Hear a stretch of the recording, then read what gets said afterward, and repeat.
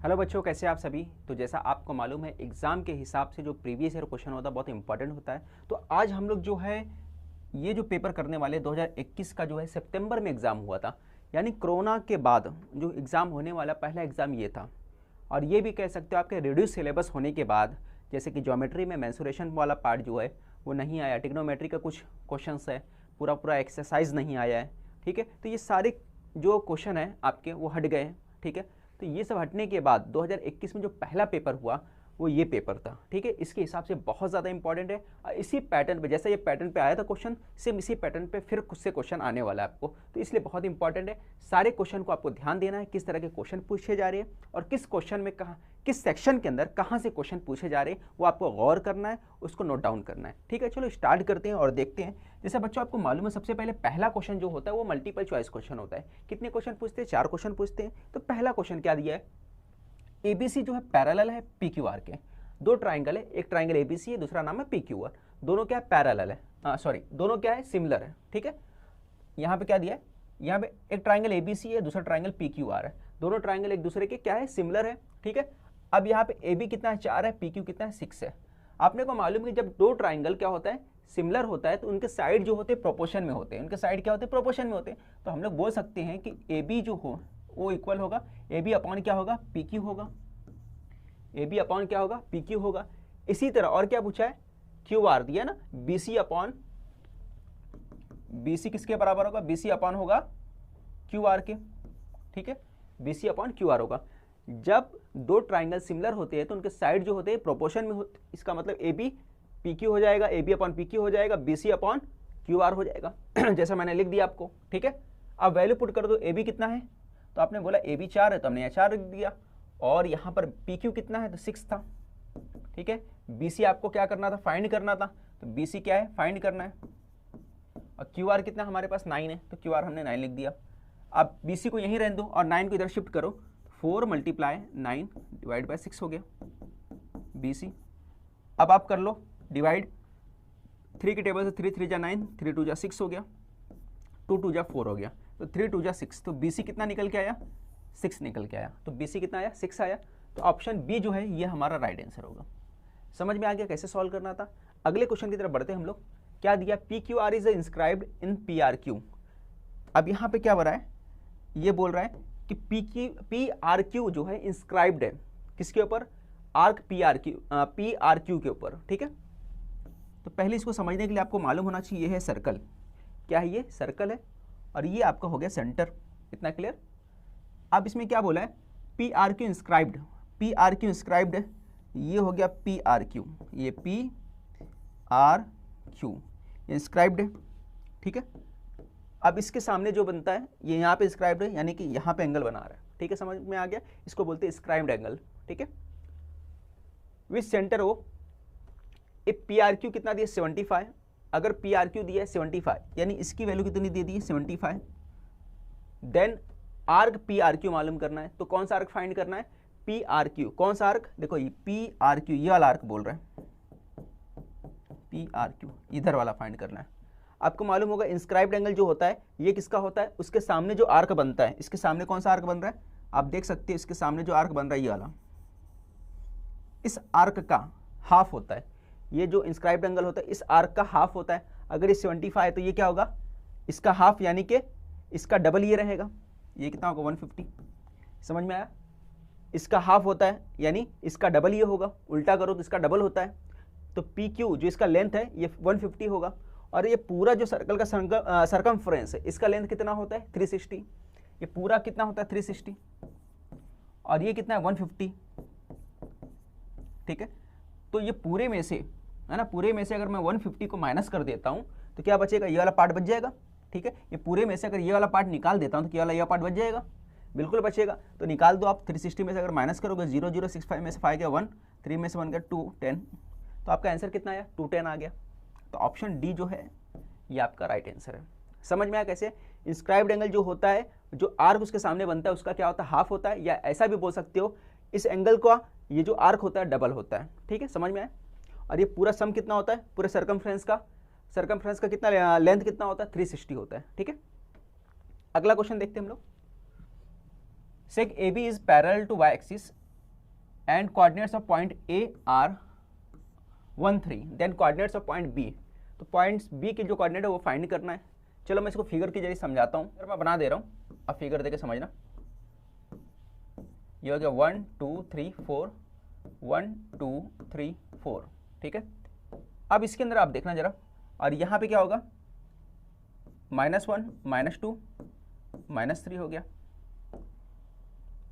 और यहाँ पे मैं ले लेता हूँ पॉइंट ए 1 3 है, पॉइंट ए जो है 1 3 है, पॉइंट 1 जो है 1, इसका x का क्या होगा 1 और y का कितना होगा 3, यानी कि यहाँ पर पॉइंट 1 है, ठीक है, पॉइंट 1 यहाँ पे। अब लाइन, एक सीधी लाइन ड्रॉ करना है, क्योंकि वो किसके पैरेलल बोला है, y के, क्योंकि ये है आपका y और ये है x।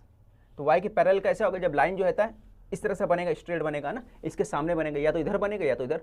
बट अपने को एक पॉइंट यहाँ दिया है, तो दूसरा कहाँ हो सकता है, यहाँ पे हो सकता है, यहाँ पे हो सकता है, यानी y, ये जो x वाला पॉइंट है, ये पॉइंट तो हमें सेम मिलेगा, जो ये वाला पॉइंट है ये सेम मिलने वाला है। तो पॉइंट, दूसरा पॉइंट यहाँ आएगा, यहाँ आएगा, यहाँ आएगा, कहीं भी आएगा, मतलब जो x वाला है वो कितना आने वाला है, 1 ही आने वाला है। तो जहाँ भी x जो 1 आएगा वही हमारा राइट आंसर होगा, मतलब ये होगा। इसका मतलब क्या है, लाइन हमारा कहाँ बन रहा है, यहाँ पे बन रहा है, ये पॉइंट बन रहा है। इस तरह से फिगर बनेगा, समझ में आया? तभी देखो ये पैरेलल हो गया ना, समझ में आया कैसे करना था, क्या बोला था, क्योंकि ये किसके पैरेलल है, ये पैरेलल है y के पैरेलल है ना। एक पॉइंट इधर है तो दूसरा पॉइंट कहाँ, नीचे होगा या ऊपर होगा, इधर उधर कहीं नहीं होगा। अगर मान के चलो पॉइंट यहाँ होता तो फिर ऐसे क्रॉस में लाइन हो जाता, तो पैरेलल नहीं होता, ठीक है, समझ में आया? आगे देखते हैं अगले क्वेश्चन की तरफ। हाँ, ये अगला क्वेश्चन आपका, which of the following is not Pythagorean triplet. Pythagorean triplet कौन सा नहीं है? पैथागोरियन ट्रिपलेट का मतलब ये होता है, जो दो नंबर, जो स्मॉलर नंबर है उनका स्क्वायर करके सम करोगे तो जो बिगर नंबर है उसके स्क्वायर के सम के बराबर होगा। जैसे फॉर एग्जांपल ये 9 है, आप 9 का स्क्वायर कर लो और 12 का स्क्वायर कर लो और 15 का स्क्वायर, अगर ये इक्वल आ जाता है तो ये पैथागोरियन ट्रिपलेट है। 12 का स्क्वायर कितना होता है 144, 9 का स्क्वायर कितना होता है 81, ये कितना है 225। आप दोनों को प्लस करो, 4 1 5 हो गया, और ये कितना हो गया 12 225, दोनों तरफ 225 आ रहा है, इसका मतलब ये पैथागोरियन ट्रिपलेट है, ठीक है। ये है। दूसरा वाला देख लो, अब दोनों स्मॉलर वाला 100 हो गया, ये कितना आ गया 24 का स्क्वायर कितना होता है आपको मालूम होना चाहिए, मुझे तो याद है, आपको भी याद होना चाहिए, 576 होता है, 576 प्लस करो 676 और 26 का स्क्वायर कितना होता है, 26 का स्क्वायर भी 676 होता है, ठीक है, दोनों इक्वल हो रहा है, ये भी पैथागोरियन ट्रिपलेट है। तीसरा देख लो, 12 का स्क्वायर कितना होता है, 25 का स्क्वायर मालूम आपको कितना होता है 625 होता है, 25 का स्क्वायर कितना होता है 625, नहीं मालूम होगा तो फिर क्या करना पड़ेगा आपको, इस तरह से मल्टीप्लाई करके निकालना पड़ेगा, ठीक है। ये हो गया 625। अब 12 का और 16 का स्क्वायर निकाल के प्लस कर दो, 12 का स्क्वायर प्लस 16 का स्क्वायर, है ना, तो ये कितना आ गया, 12 का स्क्वायर कितना होता है 144, 16 का स्क्वायर कितना होता है ना, ये बताओ, 16 का 1 कितना होता है 225, 256 होता है, 6 4 10 हो गया 0, 5 4 9 0 कैरी है 1 3 1 4, 400 आ रहा है ना, इसके इक्वल नहीं आ रहा है, इसका मतलब क्या है, ये ट्रिपलेट नहीं होगा। कौन सा ऑप्शन, ऑप्शन सी ट्रिपलेट नहीं है, ठीक है, क्योंकि ट्रिपलेट में क्या होना चाहिए, दोनों का स्क्वायर का सम, तीसरा जो लार्जेस्ट साइड है उसके स्क्वायर के सम के बराबर होना चाहिए, ठीक है। चलो आगे बढ़ते हैं अगले क्वेश्चन की तरफ। अब देखो इसके अंदर ये फिगर तो आपको देखो याद हो गया होगा, कई क्वेश्चन मैंने इस पे कराया भी है ना। जो आपने अगर अभी तक नॉनीट का प्रैक्टिस सेट नहीं किया तो उसको जरूर सॉल्व कर ले, बहुत इंपॉर्टेंट है ना, सारे प्रैक्टिस सेट। ये देखो यहाँ पे क्या हो रहा है, बेस सेम है आपका, ये हाइट, जब बेस सेम होता है तो यहाँ पे लिखोगे बेस सेम है, तो बेस सेम, जब बेस सेम होगा तो हाइट क्या होगा, है ना, हाइट जो होगा प्रोपोर्शन में होगा किसके, एरिया ऑफ ट्राइंगल के। एरिया ऑफ ट्राइंगल क्या दिया है, A B C upon area of triangle D C B, ठीक है। क्या मैंने बोला, जब उसका, है ना, बेस सेम होगा तो हाइट क्या होगा, प्रोपोर्शन में होगा, ठीक है। इसी तरह जब अगर हाइट सेम होता है तो फिर क्या होता है, बेस प्रोपोर्शन में होता है किसके, एरिया, है ना, ट्राइंगल का जो एरिया है उसके, ठीक है। तो पहले वाला ट्राइंगल अपॉन दूसरा वाला ट्राइंगल का एरिया, तो यहाँ का पहले वाले ट्राइंगल का साइड ले लो, कौन सा साइड ले लो, ये हाइट ले लो ए बी अपॉन, और दूसरा क्या है डी सी है, डी सी, वैल्यू पुट कर दो, ए बी कितना है 3 और डी सी कितना है 4, तो ये आपका आंसर निकल के आ गया। ठीक है, समझ में आया कैसे करना था। तो यहाँ पे आप लिख सकते हो area of triangle A B C upon area of triangle D C B.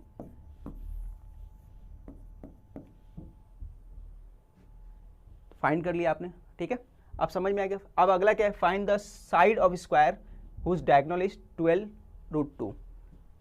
12√2 इसका डायगोनल दिया है, तो गिवन क्या है डायगोनल, है ना। तो हमको मालूम है, लिखो ऐसा, we know that,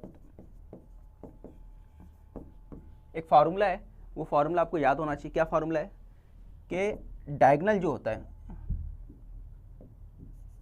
diagonal of square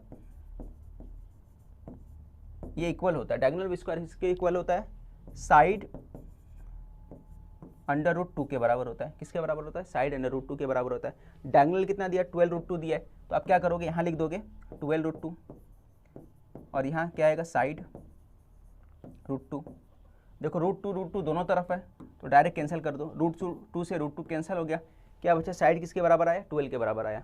तो साइड कितना आ गया, यहाँ पे लिखोगे देयरफॉर साइड इक्वल टू 12। ये आपका फाइनल आंसर आ गया। समझ में आया कैसे करना था, है ना। तो ये फार्मूला आपको याद रहना चाहिए। क्या फार्मूला है, diagonal of square equal to होता है साइड √2 के बराबर होता है। ठीक है, समझ में आ गया। अगले क्वेश्चन की तरफ बढ़ते हैं। देखो अगला क्वेश्चन दिया है tan theta equal to √3, find the value of theta. क्या फाइंड करना है, थीटा की वैल्यू फाइंड करना है। यहाँ पे क्या दिया, tan थीटा √3 दिया है। tan थीटा कितना दिया है, √3 दिया है। तो हम लोग गिवन tan थीटा √3 दिया है, और हमको मालूम है, क्या मालूम है भाई, tan 45 किसके बराबर होता है, tan 45 इक्वल टू होता है √3 के, है ना। tan 40 हमको मालूम है कि tan 60 जो होता है वो √3 के बराबर होता है। किसके बराबर होता है, √3 के, ये हमको पता है। अब वैल्यू पुट कर दो, तो यहाँ पे क्या दिया है, यहाँ दिया है हेयर करके लिख दो आप, tan theta equal to √3, therefore यहाँ पे लिखो फ्रॉम, यहाँ पे लिख दो नंबर फर्स्ट, यहाँ पे लिख सकते हो आप फ्रॉम फर्स्ट, ये हो जाएगा tan theta equal to tan 60। ठीक है, अब देखो tan से tan कैंसिल हो गया, थीटा इक्वल टू कितना आ गया, 60 आ गया।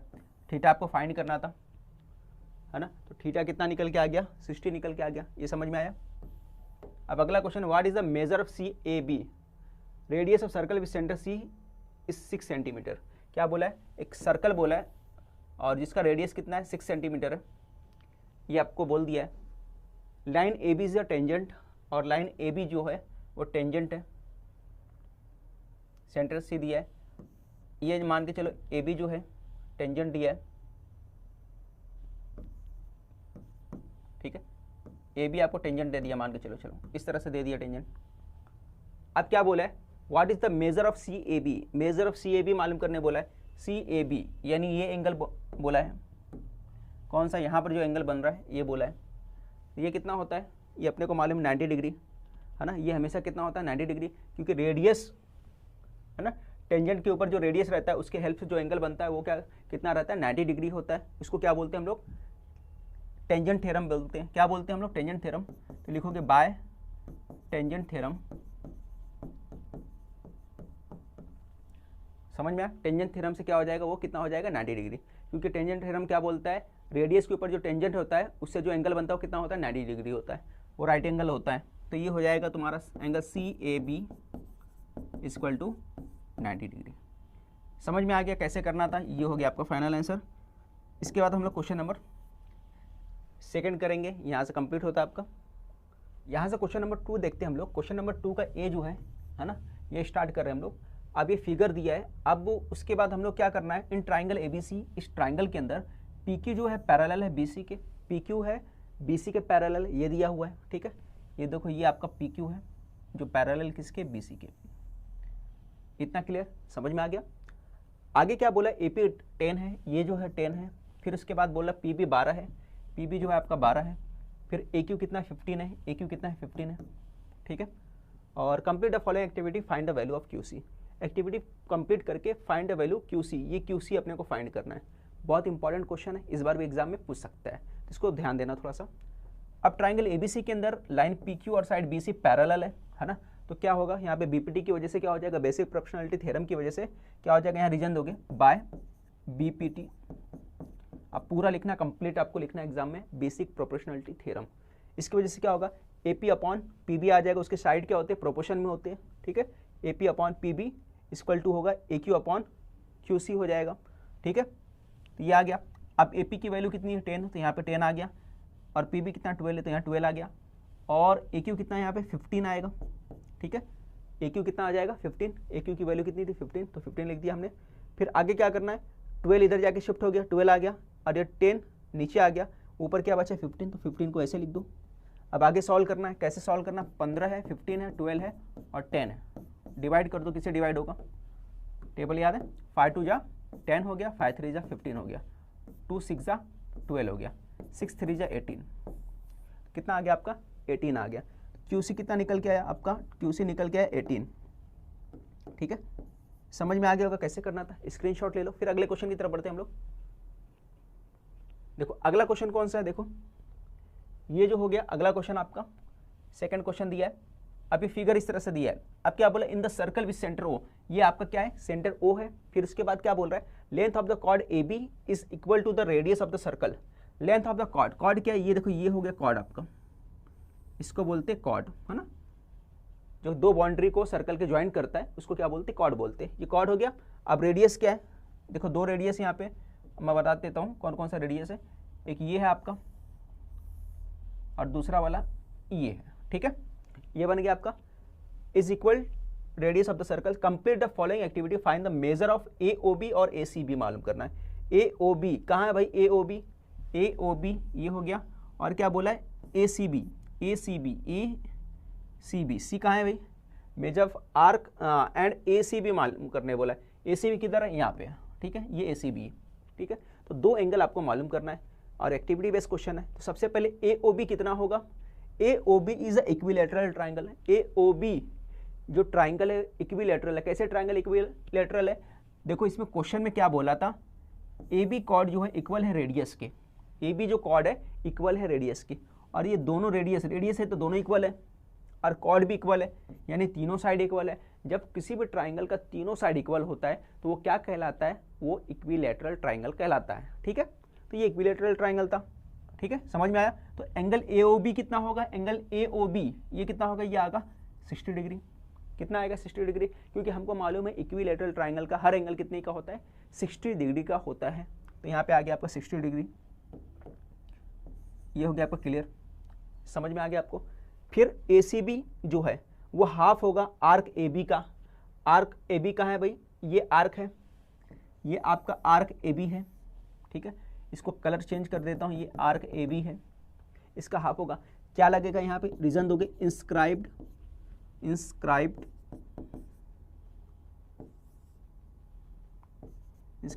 Angle theorem, inscribed angle theorem. यहाँ क्या लगेगा, इंस्क्राइब्ड एंगल थ्योरम लिख दोगे। इतना हो गया, समझ में आया। यहाँ पे BED है, क्लियर नजर नहीं आ रहा है, इंस्क्राइब्ड एंगल थ्योरम, समझ में आया। फिर उसके बाद आर्क AB कितना है, इसकी वैल्यू पुट कर दो। तो आर्क AB कुछ नहीं है, वापस वैसे ही लिख दो आप, है ना। कितना था आर्क AB, कुछ दिया है, देखो ये 60 डिग्री है, देखो यहाँ पे ये 60 डिग्री है, तो ये सामने जो है AB ये भी 60 डिग्री होगा, क्योंकि सेंट्रल एंगल के सामने जो आर्क बनता है उसका भी जो लेंथ होता है वो भी सेम उतना ही होता है। तो ये कितना होगा 60 डिग्री, ठीक है। कितना हो गया, वो 60 डिग्री हो गया। अब ये 60 डिग्री है, तो ये 2 और 60 क्या है, 1/2 60, ये दोनों कैंसिल हुआ तो कितना है 30। तो एंगल ACB कितना आ गया, 30 आ गया। एंगल ACB जो आया क्या आपका 30 सॉरी एंगल ACB कहाँ आएगा, एंगल ACB कितना आ गया आपका 30 आ गया। समझ में आ गया कैसे करना था, ठीक है। तो ये इसका हाफ होता है ना, ये कैंसिल किया तो ये आ गया 30 डिग्री। इसको स्क्रीनशॉट ले लो आप।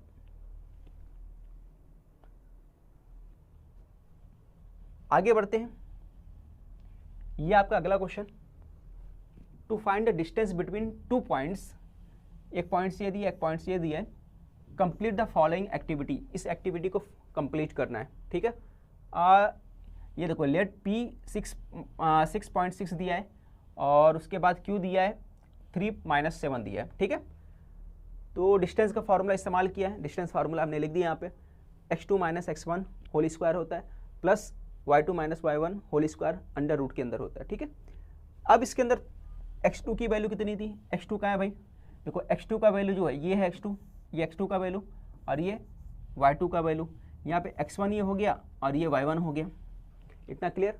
अब x2 की वैल्यू पुट कर दिया 3, y1 की x1 की वैल्यू कितनी आ गया 6 आ गया, फिर उसके बाद y2 कितना आ गया -7 और y1 कितना है हमारे पास, तो y1 देखो -6 है तो यहाँ लिखोगे -6, इतना समझ में आया। ये हो गया आपका -1, दोनों लिख दिया मैंने, आपको समझ में आ गया। अब -6 का स्क्वायर ये देखो ये आ गया, ये इसमें से माइनस किया तो कितना आ गया, ये आ गया -1, ये हो गया -1। अब इधर सॉल्व करोगे 6 में से 3 माइनस कर दो, तो 6 में से 3 माइनस करोगे देखो इस तरह से जब माइनस किया जाएगा क्या आएगा, क्या आएगा -3 आएगा, क्यों, साइन बिगर नंबर का आएगा, इसलिए यहाँ पे क्या लिखोगे -3, इतना समझ में आया। अब -3 का स्क्वायर करोगे कितना आएगा, माइनस का स्क्वायर कभी भी करोगे प्लस में आ जाएगा, 9 आ गया, 9 + 1 कितना आ गया 10, ये आंसर कितना आ गया आपका 10 आ गया। समझ में आया कैसे करना था, स्क्रीनशॉट ले लो। अगले क्वेश्चन की तरफ बढ़ते हैं, कोई 2 क्वेश्चन करना रहता है ना इसके अंदर। अब ये जो क्वेश्चन है ये आपको करना है, ठीक है, बहुत प्यारा क्वेश्चन है। क्या दिया है, अब इसमें कोई 4 क्वेश्चन करना रहता है 5 क्वेश्चन में से, ये क्वेश्चन नंबर 2 का बी है आपका। पहला क्वेश्चन दिया है इन ट्राइंगल DEF, अब उसके अंदर E जो है 90 डिग्री का है, D 33 और DF कितना 65 का, find the value of EF। तो अगर मैं फिगर बनाऊं यहाँ पे, मान के चलो एक फिगर बना लेता हूँ, एक ट्राइंगल जो ले लेता हूँ मैं, समझाने के लिए मैं आपको बना रहा हूँ। इस तरह से ट्राइंगल है जिसके अंदर क्या दिया, एंगल E, ये एंगल E है, angle E DEF, angle E कितने का दिया 90 डिग्री का, ये आपका 90 डिग्री है, ठीक है, 90 डिग्री हो गया, इतना समझ में आया। फिर उसके अंदर क्या बोला है, DE 33 दिया है, DE 33 दिया है और DF 65 दिया है, DF 65 दिया है, और क्या दिया है, find the value of EF, EF की वैल्यू फाइंड किया है।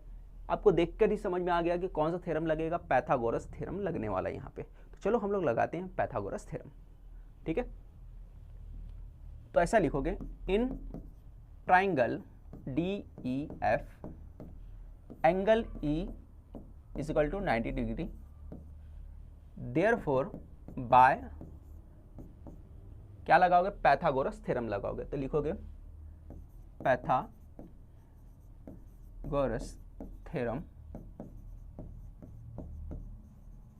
आपने पाइथागोरस थ्योरम लगा दिया तो क्या होगा, ये देखो सबसे बड़ा वाला साइड क्या है, ये DF स्क्वायर = रिमेनिंग 2 साइड का स्क्वायर का सम कर दोगे EF, ठीक है, ये हो गया, है ना। हाइपोटेनस का स्क्वायर = होता है रिमेनिंग 2 साइड, जो साइड होता है उनके स्क्वायर का सम के बराबर होता है, ये अपने को मालूम है, या फिर सबसे बिगेस्ट साइड जो बोल सकते हो। तो 90 के सामने वाला सबसे बिगेस्ट साइड होता है, वही हाइपोटेन्यूस होता है, उसका स्क्वायर करना है यहाँ पे। ये लिख दिया आपने 65 स्क्वायर, DE कितना है हमारे पास 33 लिख दिया आपने, EF 33 का स्क्वायर कर लो, 3 का स्क्वायर कितना होता है ना, ये कर लो कितना आएगा 33 का स्क्वायर, ये मैं करूँगा 339 हो गया आपका, और ये 339 18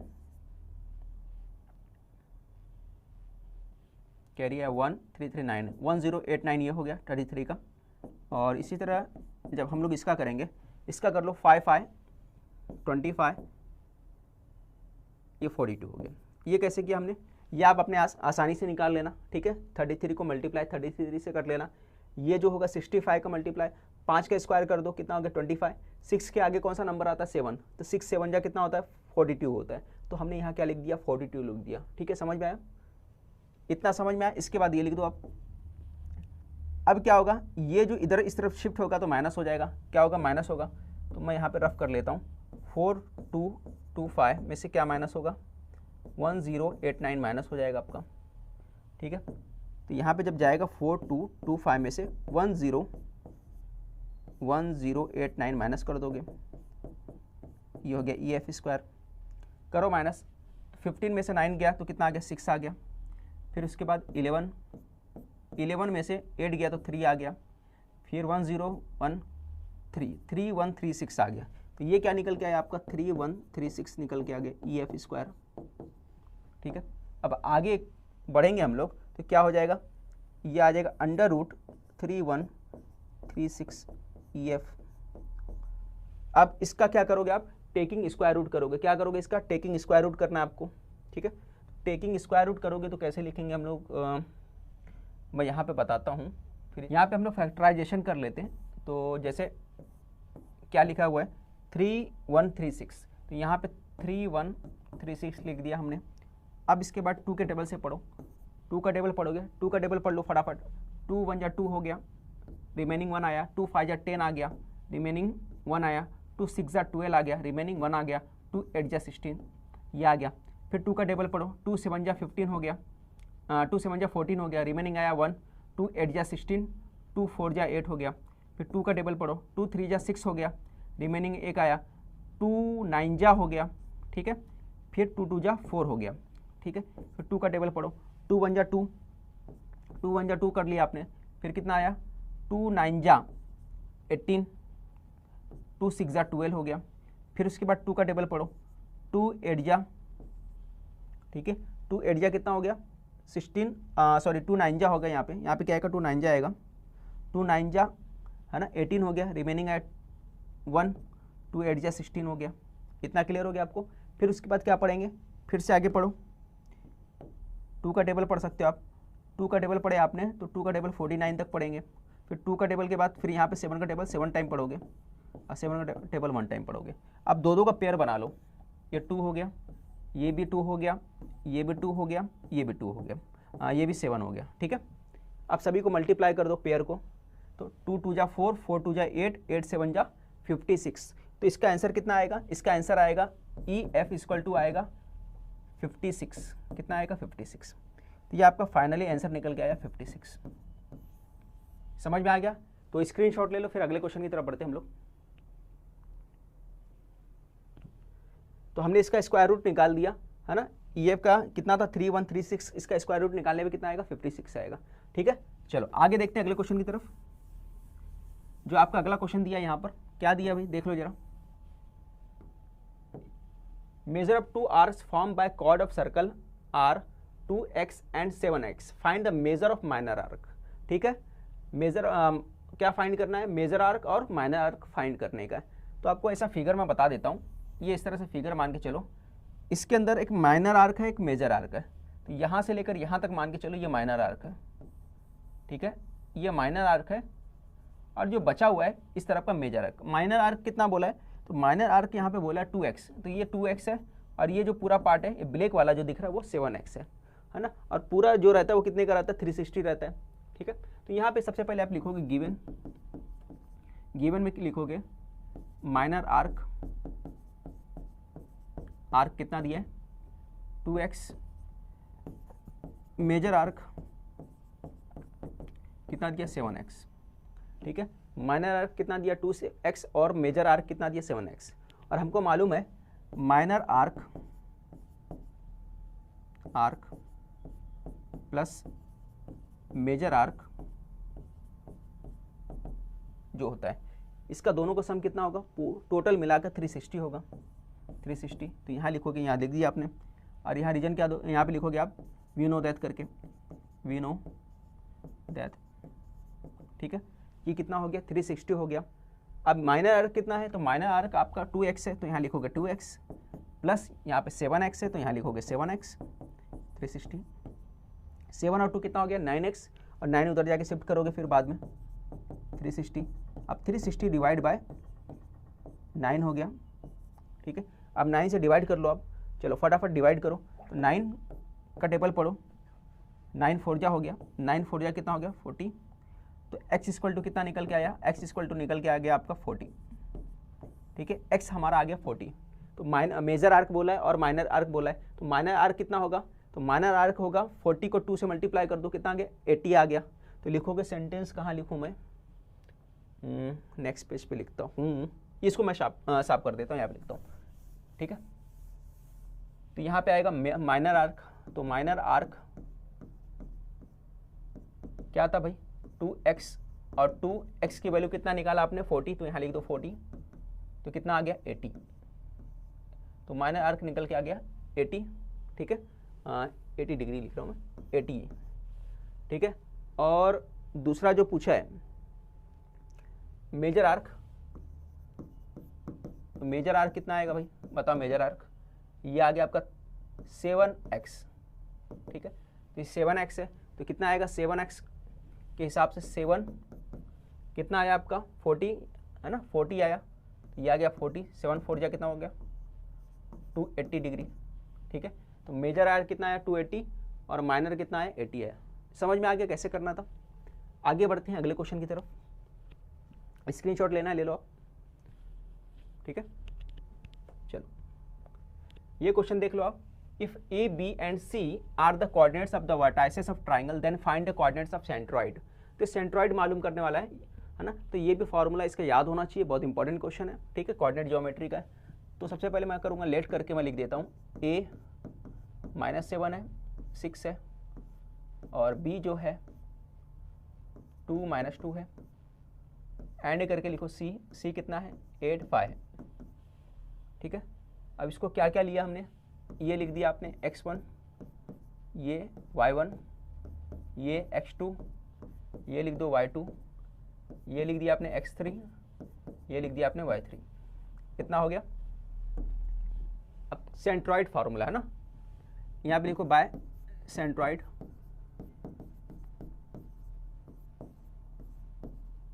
सेंट्रॉइड फार्मूला का यूज करोगे तो क्या होगा, फार्मूला सेंट्रॉइड का x मालूम करना है आपको, तो क्या करना पड़ेगा x1 + x2 + x3 divide by 3 होता है, यह है सेंट्रॉइड फार्मूला, आपको पता होगा। तो लिखो फटाफट वैल्यू पुट करो, तो आपने वैल्यू पुट कर दिया। सबसे पहले x1 कितना दिया है -7, तो आपने लिख दिया -7, ठीक है। फिर x2 कितना दिया आपका दिख रहा है, x1 ये है, x2 ये है, और x3 ये दिया है, तो x2 कितना दिया था 2, x3 कितना दिया था 8 लिख दिया आपने डिवाइड बाय 3, सभी को प्लस करो, 8 2 10 हो गया, 10 में से 7 माइनस कर दिए तो 3 आ गया, 3 डिवाइड बाय 3 तो कितना आ गया 1, तो x कितना निकल के आया आपका, देयरफॉर x = 1 आ गया, ठीक है। अब y मालूम करना आपको, तो y1 + y2 + y3 अपॉन 3, ये दिया है y3। अब इसके अंदर मुझे बताओ जरा फटाफट कि ब्लू लेता हूँ मैं, है ना, ये y1 ये y2 और ये y3 है, तो y1 कितना है 6 है, 6 हो गया, फिर y2 कितना है -2, तो यहाँ लिखोगे आप -2, फिर प्लस y3 कितना है 5 है, तो यहाँ क्या लिखोगे 5 लिखोगे, आपने 5 लिख दिया डिवाइड बाय 3। अब ब्रैकेट ओपन होगा तो क्या होगा, ये देखो ऐसा आएगा 6 -2 + 5 अपॉन 3 आएगा, ठीक है, इतना समझ में आया। 5 में से 2 गया तो कितना आ गया 1 आ गया, 5 में से 2 गया तो कितना आ गया 3 आ गया, ठीक है।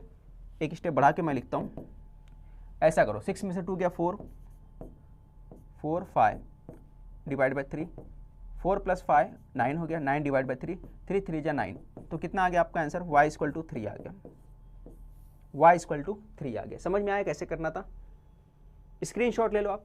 फार्मूला आपको याद होना चाहिए, अगर आपको फार्मूला याद होगा तो क्वेश्चन आप सॉल्व कर लोगे। तो x की वैल्यू 1 आ गई और y की वैल्यू जो 3 आ गई, यही अपने को फाइंड करना था, ठीक है। Find the coordinates of the centroid, तो the centroid of the coordinates of the centroid is करके लिखोगे, यहाँ पे पूरा सेंटेंस बना के 10 कोऑर्डिनेट्स ऑफ सेंट्रॉइड इज क्या क्या आया 1 और 3 आया ना, हाँ, तो यहाँ लिखोगे 1 3, इस तरह से आपको लिखना रहेगा आंसर लास्ट में, ठीक है। चलो ये वाला देख लेते, क्वेश्चन नंबर 4 साइन थीटा वाला जो है ट्रिग्नोमेट्री का, ये वीडियो मैंने कंप्लीट वीडियो बनाया, वो वीडियो जरूर देख लेना, ट्रिग्नोमेट्री काफ़ी अच्छे से समझाया है, वो आपको समझ में आ जाएगा, ठीक है। तो ये देखो साइन थीटा कितना दिया है, साइन थीटा 7/25, ये गिवन अपने को, ठीक है।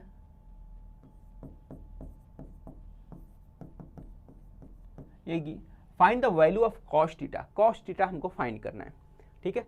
तो कॉस थीटा फाइंड करने के लिए क्या करोगे, हमको मालूम है क्या फार्मूला मालूम है भाई, जरा बता दो। आइडेंटिटी वाला फार्मूला जो है, क्या फार्मूला था, sine square theta plus cos square theta = 1 होता है, ये फार्मूला है। अब इस फार्मूले में बस वैल्यू पुट कर दो आप फटाफट।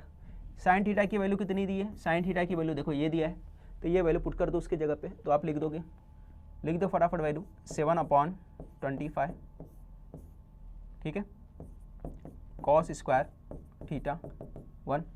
7 स्क्वायर का मतलब कितना होता है, 7 का स्क्वायर कितना होता है 49, ये 49 हो गया, ये कितना हो गया 625 प्लस कॉस स्क्वायर थीटा 1, ठीक है। अब आगे क्या होगा, देखो यहाँ से ये जब शिफ्ट हो जाएगा इस तरफ प्लस में है तो दूसरी तरफ जाके माइनस हो जाएगा, ये आएगा कॉस स्क्वायर थीटा 1 माइनस 49/625, इतना हो गया। अब क्रॉस मल्टीप्लाई करो, 625 का मल्टीप्लाई किसके साथ होगा, 1 के साथ होगा, है ना, तो ये हो जाएगा आपका 625 माइनस 49/625, ठीक है। इतना समझ में आया। 625 में से 49 को माइनस कर दो, आप माइनस करोगे 15 में से कितना आया 6 आ गया, फिर इसके बाद यहाँ पे कितना आया 11 में से 4 निकाल दो आप, 7 आ जाएगा, और यहाँ कितना बचेगा 576 divide by 2 625 cos square theta, तो कितना आया कॉस स्क्वायर थीटा आ गया 576/625, तो 576/625 कितना होता है, इसको स्क्वायर रूट करोगे तो ये हो गया स्क्वायर रूट, जब करोगे आप तो कुछ इस तरह से लिखोगे कॉस थीटा 576/625 अंडर रूट, ठीक है। अब अंडर रूट हटाओगे तो कितना हो जाएगा, 576 का होता है, ये होता है 24 का, और ये होता है 25 का। कॉस थीटा कितना निकल के आया, कॉस थीटा हमारा निकल के आया इतना आया 24/25, ठीक है। समझ में आ गया। ट्रिग्नोमेट्री में फार्मूले याद होना चाहिए, जो इसके बेसिक फार्मूले, अगर फार्मूले अगर याद है आपको तो क्वेश्चन आप आसानी से कर सकते हो, नहीं तो बहुत मुश्किल हो जाएगा, ठीक है। समझ में आ गया होगा। तो आज यहीं पे वीडियो बस करते हैं, मिलते हैं नेक्स्ट वीडियो में, है ना, बेस्ट क्वेश्चन के साथ, इंपॉर्टेंट क्वेश्चन के साथ ज्योमेट्री के।